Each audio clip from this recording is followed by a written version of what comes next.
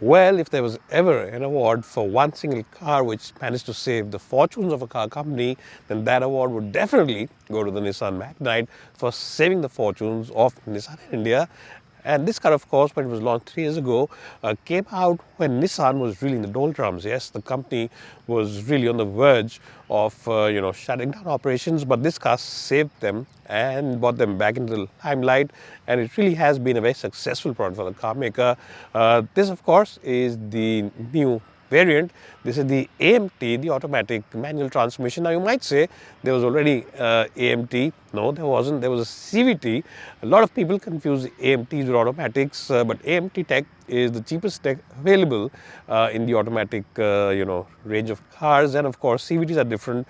They're one of the more expensive technologies. So this is of course the cheapest AMT tech available on this car, and this car gets a 1 liter petrol non-turbo 72 bhp. So the 100 bhp engine is reserved only for the CVT. This one is the non-turbo. How is it to drive and how is the AMT performance? Those are things which we are going to find out on today's video review. And if this really should be your first choice of car, if you're in the market maybe for a WagonR, maybe for a Swift, or maybe even for a car of the same size and proportions. So we'll figure that out, and then of course we'll decide and tell you if this AMT is better than all the other rivals from Maruti Suzuki and other car makers which make AMT. If you've come to this channel for the first time, please like, share and subscribe. Now, we won't give you any major walk around because in terms of looks, it looks exactly the same like the car which was launched 3 years ago. The difference is that this new shade of blue is slightly different from the older blue. And of course, you also get dual tone, you get blacked out roof and this shade, and of course the famous grille which has these sharp chrome all around and sleek headlamps as well, which really does give this car a very, very stylish look and a very stylish face. The side profile is the same. If you move to the back, you will see that there's a new logo which says Easy Shift, and that's about it in terms of the change on the car. So really, in terms of the looks, it still looks nice, fresh and modern even after being around in the market for 3 years. Now enough of the looks, enough of the talk about the outside. Let's take this car for a drive, starting with the driving bits, and then we'll show you the other details of the interiors.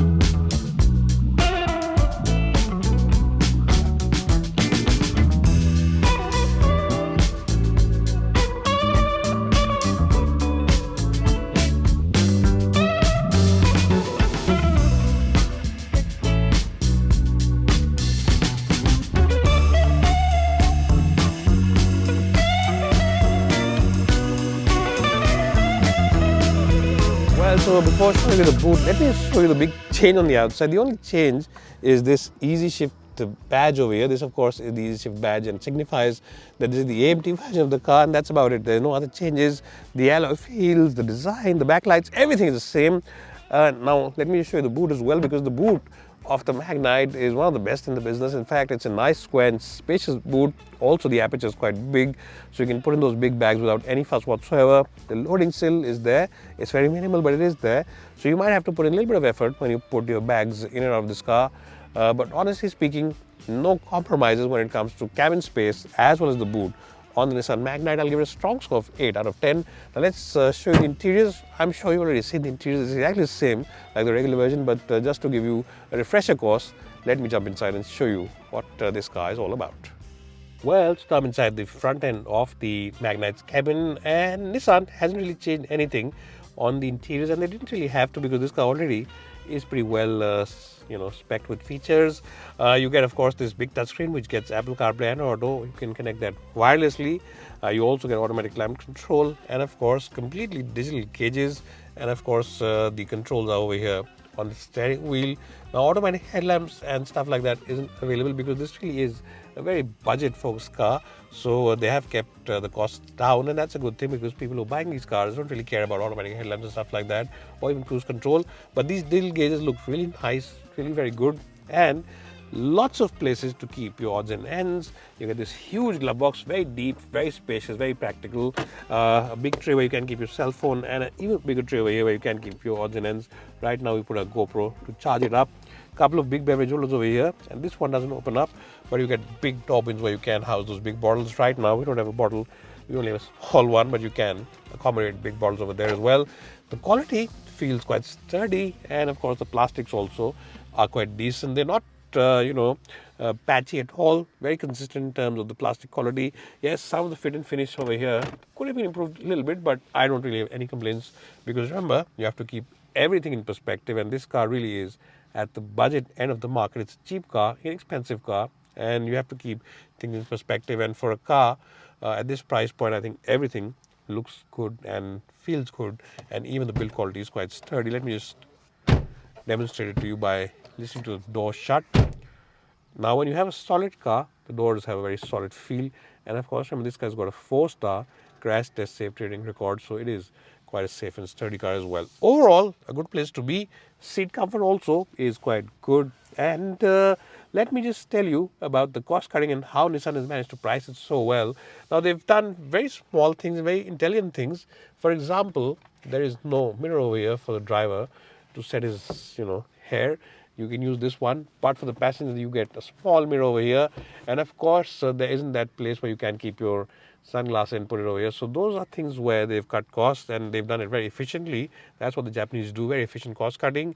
And if you really think about this car in terms of the perspective, the price point, for the same price you can get a WagonR or maybe a Celerio. And I think for those kind of cars, this one definitely has the edge, because it looks like a proper SUV. It has more space in the interiors, and the seats also are genuinely much better in terms of the comfort, and of course wireless connection for the Apple as well as Android CarPlay and Android Auto. So those are things which really make a big difference and shows you how different Nissan has tried to be, and they've done a good job with it as well. Front end, I'll give a strong sort of 9 out of 10. Well, so now I'm in the back seat of the Magnite, and before I begin this part of the review, let me just tell you that everything needs to be seen in the right perspective. And the perspective for this car is the fact that this car is at the budget end of the market. It really is going to be a very inexpensive, very cheap car. So for a car which is not going to be very expensive, the space inside is quite good. Knee room, headroom, both are very good. The front seats have been raised up so I can stretch my feet. Couple of AC vents and a USB charging point. In fact, it's not a USB, but a 12-volt charging point. And of course, completely flat floorboard. Armrest as well with beverage holders, and of course you also get a place to keep your cell phone. The seat comfort is good, backrest angle is quite good, and of course the squab is generally quite good in terms of comfort. Nice and large windows, quarter glass windows. So really, in terms of the space on offer, no compromise whatsoever. And I have to say that at this price point, this particular price point, you only get the WagonR and the Celerio, the automatic version, and those cars don't offer you this kind of space in the back. Definitely a very good car. I'll give it a 10 out of 10 full marks for the Magnite in the back seat. Well, so what is Budmo? Well, I'm sure by now all of you are aware that Budmo are the online expert when it comes to spare parts. And the best point is that they have the spare parts for all vehicles available in India. So even if your car is out of production now, maybe you have a large generation model, even then they have the spare part available. They have the entire catalog. And the best point is that they have the same spare part from a host of different component makers, which gives you great flexibility in the pricing overall. So check them out today. Check out the app. It's available both for iOS as well as Android devices. And also check out the website for the latest schemes as well as offers. Budmo.com, the expert of online spare parts. Well, so here I am driving the Renault Triber now. No, I'm not driving the Renault Triber. I'm driving the Nissan Magnite. The reason I said Renault Triber is because the gear lever is exactly the same. The drivetrain, the AMT, as well as the engine is exactly the same. But if you ever sat inside a Triber, you would have realized that it's a very noisy car when you rev it up. This one is not so. Nissan has done a very good job of this car with the overall isolation from everything else out there on the road. So this car doesn't feel as loud when you rev it up. Even it starts, it feels much more relaxed and much more refined than the Renault Triber. The Triber, when you start it off, also feels very, crude and feels like it's a very loud car, but this one doesn't seem to be like that. So that is something which is quite good.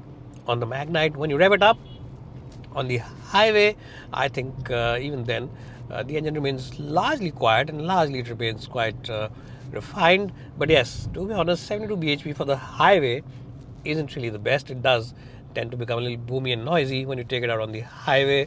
So you will feel that 72 bhp is not enough and it should have offered you more power. And you're quite right, it should have offered you a little more power, that's for sure. And people who are buying this car will primarily be using it within city limits and not taking it out on the highway. So for city driving, it is quite okay. The gear shifts, well, they do take about a second to change. If you really want a quick gear shift, you'll have to press the accelerator pedal hard and it takes about a second to change. But that is typical of most AMTs, so really you shouldn't really pinpoint too much. And remember, this car is meant more for sedate drivers and people who drive primarily in the city and not really for people who drive a lot on the highways. So, it's not a car for keen drivers or enthusiasts. It's really a budget car meant for people with a budget who want to buy a hassle-free car, and for them this car is more than sufficient in the city. And it's going to be about 35 to 50,000 rupees more expensive than the manual version, so it's not really exorbitantly priced as well. And I think for that kind of money, this car's pricing and the overall performance is quite justified compared to the manual version. The best point about the Nissan Magnite has to be the ride comfort. Slow city speeds, highway speeds, everything feels very good, rock solid. Stability is good. It just soaks in the bumps very well, and I think it does an admiringly solid job of soaking in the bumps because it's a compact SUV, but it rides with the maturity and the comfort of a car twice or thrice its size as well as price. So I think I'm quite happy with the overall ride of this car. Overall, I do wish that it had a little more power, that's for sure. But for people who drive mostly in the city, if you're driving 80% or 90% within city limits, you'll be more than happy with the performance and more than happy with the overall driving dynamics of this car. I'll give it a strong score though of 87 out of 100. As I said, a little more power would have been welcome, but this also is quite sufficient. Now, some of you might ask, how is the manual? If you put it in manual mode, even in the manual mode, it does take a second or two to figure out, what it wants to do. So, typical again of most AMT powered cars and AMT tech cars, so nothing really too different on this one. Anyway guys, I'll stop the car now and give you a definitive summary, and then we can tell you whether you should buy it or simply ignore it. Well, so what's my final verdict with the Nissan Magnite AMT? Should you buy it? Should you shortlist it? Should you consider it? Or should you just avoid it and buy something else? Well, I have to say that if I was in your place, I would spend an additional 2.5 lakh rupees and buy the CVT version with the turbo engine. The performance of that car and the overall driving is much better than the AMT. That said, if you're in the market for your first ever car and you want an AMT car and you of course want the compact SUV looks that this car has to offer, then definitely buy this car. It has some rivals in the Maruti Wagon as well as the Celerio at the same price point, but I think that this one is much more rounded than those cars. It offers you better space, it offers you bigger boot, it offers you better ride comfort, and of course it also offers you that safety of that 4-star crash test safety rating. So overall, if I'm in the market for my first ever automatic car, then definitely the compact SUV that the Nissan Magnite is in the AMT version is a car I'll definitely keep on the top of my short list. It might not be as effortless to drive as a CVT, but that said, it is still very hassle-free. So bye for now, and thanks so much for watching this video.